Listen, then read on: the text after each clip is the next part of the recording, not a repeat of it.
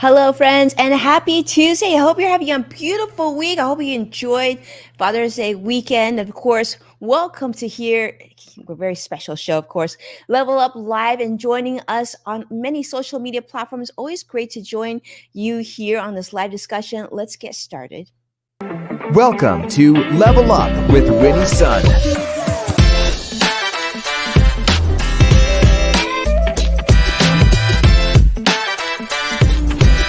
Award-winning financial pro.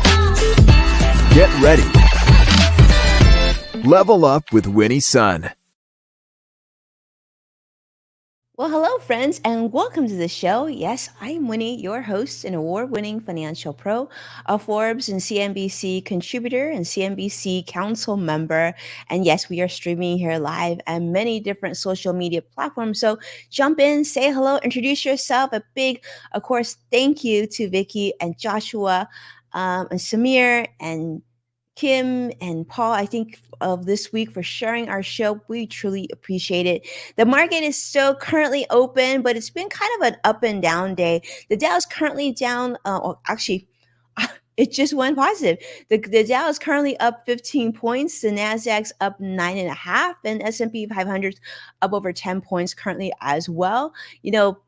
I don't know. It's been an interesting morning if you've been following the financial markets. But some of the news that have been coming out that I want to put on your radar, one big story that's been shared all over social media is coming from our friends at CNBC talking about Apple ending its buy now, pay later loans here in the United States. Now, they said that they've stopped issuing these sort of loans through its buy now, pay later program, through Apple Pay Later, which launched actually just last year.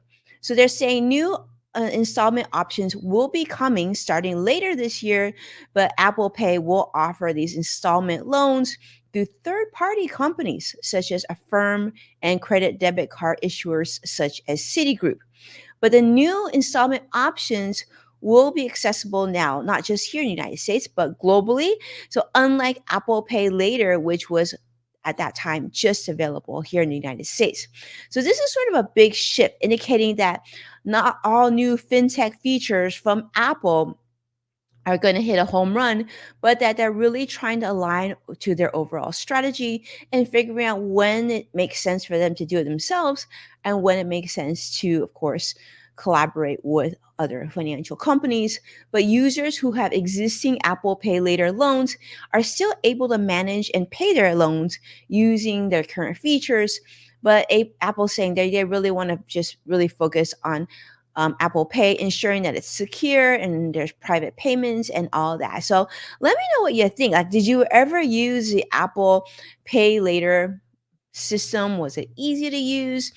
And like, how often do you do that? I know that, these loans, of course, allow you to just apply for these loans within the iPhone wallet app. That made it really convenient. And Apple was handling credit checks and loan decisions. But I think what this might be, now this the article didn't talk about this, but I would think that Apple's probably going all in on AI right now and just wants to focus on the things that they do best. And perhaps they're just realizing that this might be better handled by a third party. So let me know if you do this, buy now, pay later system. I will say that I am not a fan of this, and for true financial independence and to really have your personal finance, if you really want to be gung-ho and be like strong in terms of your personal finances, I would absolutely stay away from this buy now, pay later features. Do what you need to do to save, but there are certain things, maybe for your, a mortgage on a home where you need to buy now and pay later for your mortgage payments.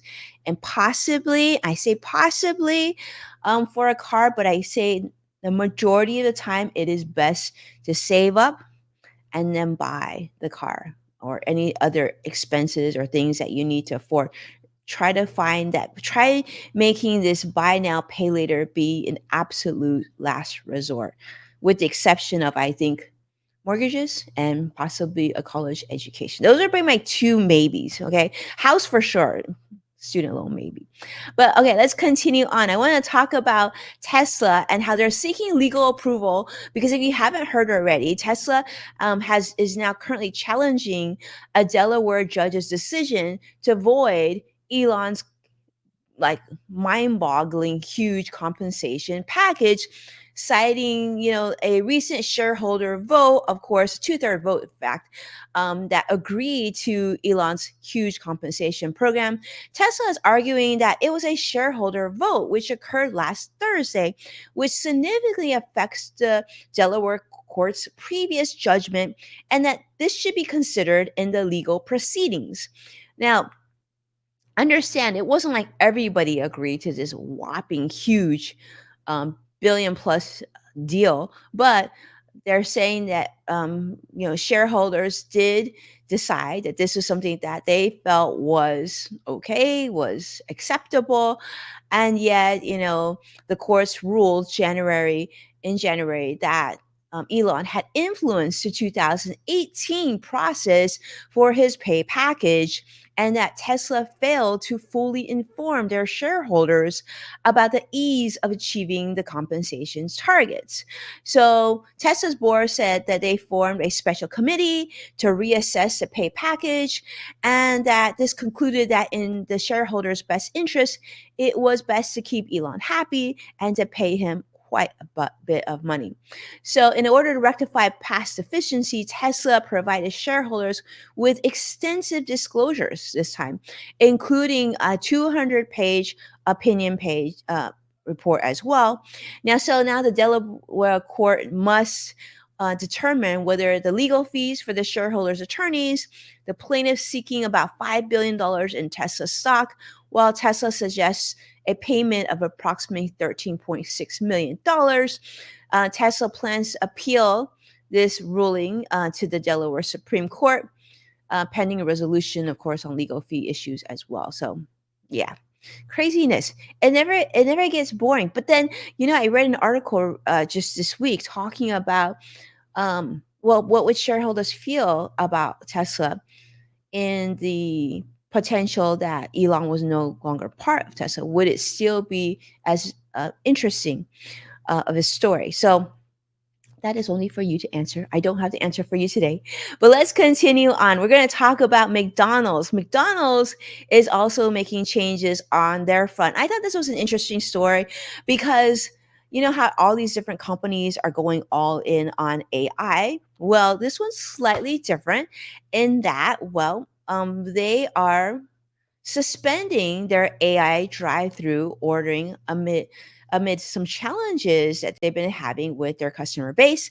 This is reported on CNN, talking about how they're halting AI ordering, pausing all AI ordering technology in their drive-throughs across more than 100 US locations because issues such as misrecognition of accents and background noise have led to you getting your wrong order, causing people to be frustrated, causing dissatisfaction amongst their customer base. And so, this AI system, which was developed, in fact, in collaboration with IBM, which still they say their IBM is still a trusted partner for them, even though that this technology is being suspended. But the AI technology will be shut down in its test locations by next month, by July 26th. So I guess if you're going to McDonald's now, you can still test out in some certain locations their AI technology. But McDonald's is not abandoning AI technology entirely, they say. They just plan to explore more long-term scalable voice ordering solutions by the end of 2024, which makes a really interesting point because even though the technology might be available now, but it probably isn't as conducive and isn't as smart yet to be able to recognize orders from people from different nationalities and different backgrounds and having different nuances in the way that they speak and they order I guess their Big Mac. But other fast food chains, including companies such as Wendy's and White Castle, they're also testing AI ordering systems, and they're also facing similar technology challenges, which is not completely unheard of or unexpected, given that the United States is such a melting pot of people with all different backgrounds and nationalities, and of course the ways that we speak. Even if you compare people from here in California versus like when I go visit New York City or going to visit Texas, there's going to be different nuances in the way that we speak and how quickly our, enunciation is and everything else. So I guess AI just isn't there quite yet, which isn't completely surprising. If you've used technologies such as Google Voice or Google Translate, you've probably experienced that you've had to change the way that you speak for the technology to pick up and quite completely understand what you're trying to say as well. If you've ever used things like yeah, just I mean those types of technologies, or even, even if you see movies, right, and they have their subtitles, you see even they have challenges there as well. So I think the technology has a little bit ways to go, but the AI initiative was part of McDonald's sort of accelerating the Arches growth plan. And so they just want to enhance the customer experience through innovation, but looks like that needs to go back to the drawing board just a bit. Now, speaking of things that are changing, which I don't think this is such a great thing, but something that we should discuss anyway, because there's so many of you out there who I know are pet lovers, and maybe you have a fur baby at home. And this might be something that you've been talking about. And if not, maybe this should be on your radar, because Nationwide, which is a huge insurance company, is now dropping pet insurance for over 100,000 policies, leaving many pet owners in a really tough bind. This was shared on USA Today. And so Nationwide has canceled so many policies. They said they are now not going to be renewing pet insurance for about 100,000 different pets, citing rising costs at the vet and other financial pressures.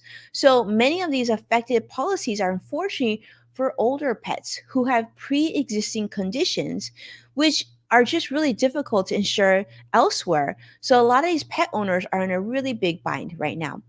In fact, one of the pet owners that they interviewed for this story, Christy Keith, has paid over $700 a month for pet insurance, now facing uncertainty as her dogs, which are older, are going to be needing medical treatment, and they're going to be losing coverage. So it's really unfortunate. I mean, you could think about this not just for pets, but for your older family members. I mean, these are we, as you know, pets are like family in many households, and to not know how they're going to get their necessary medical care, their medical prescriptions, is really a big daunting problem. So Nationwide stated that these cancellations are necessary for maintaining their long-term viability and profitability, and that inflation and just rising costs are really having a significant impact, and so they just have no choice.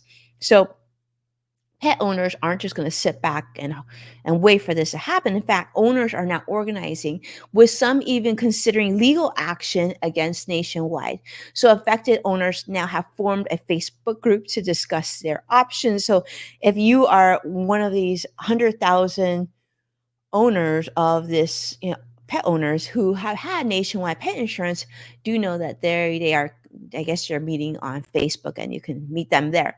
But most pet insurance policies don't actually cover pre-existing conditions, which now makes it even more challenging for owners of older pets to find new insurance.